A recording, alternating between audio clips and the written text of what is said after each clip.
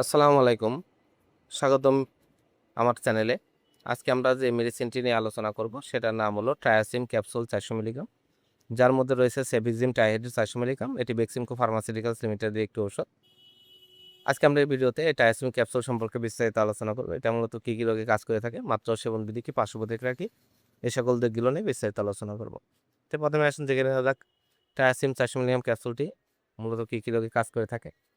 এটি প্রাপ্তবয়স্কদের জন্য একটি অ্যান্টিবায়োটিক। প্রাপ্তবয়স্কদের অশ্লীল মূত্রনালী সংক্রমণ অর্থাৎ মূত্রথলিতে জ্বালাপোড়া, ইনফেকশন, বিভিন্ন চুলকানির জন্য এটি ব্যবহার করা হয়ে থাকে। এছাড়া ক্রনিক এবং অ্যাকুয়েট ব্রঙ্কাইটিস রোগের জন্য এটি ভালো কাজ করে।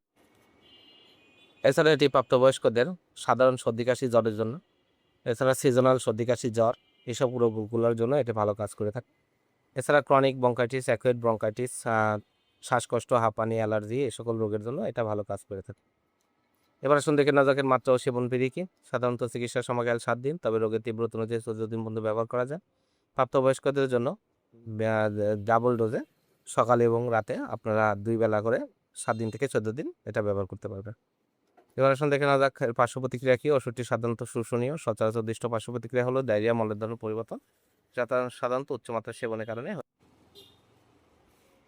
এটি আ ডায়রিয়া গুরুতর হলে ওষুধ সেবন বন্ধ করতে হবে। স্বল্প পরিলক্ষিত অন্যান্য পার্শ্ব প্রতিক্রিয়া হচ্ছে বমি বমি ভাব, পেট ব্যথা, বদহজম, বমি, পেট ফাঁপা, মাথা ব্যথা, মাথা ঘোরা, বিভিন্ন ধরনের অ্যালার্জি যেমন ফুসকুড়ি, চুলকানি, আমবাত, ওষুধজনিত জ্বর, সন্ধি ব্যথা পরিলক্ষিত হয়। প্রতিক্রিয়াসমূহ কম ক্ষেত্রে দেখা যায়। চিকিৎসা বন্ধ করার সাথে সাথে স্বাভাবিক অবস্থায় ফিরে আসে। এবং গর্ভাবস্থায় স্তন্যদানকালে সুনিয়ন্ত্রিত পর্যাপ্ত তথ্য নেই। অবশ্যই ডাক্তারের পরামর্শ অনুযায়ী যেকোনো ওষুধ গর্ভাবস্থায় সেবন করার চেষ্টা করবেন।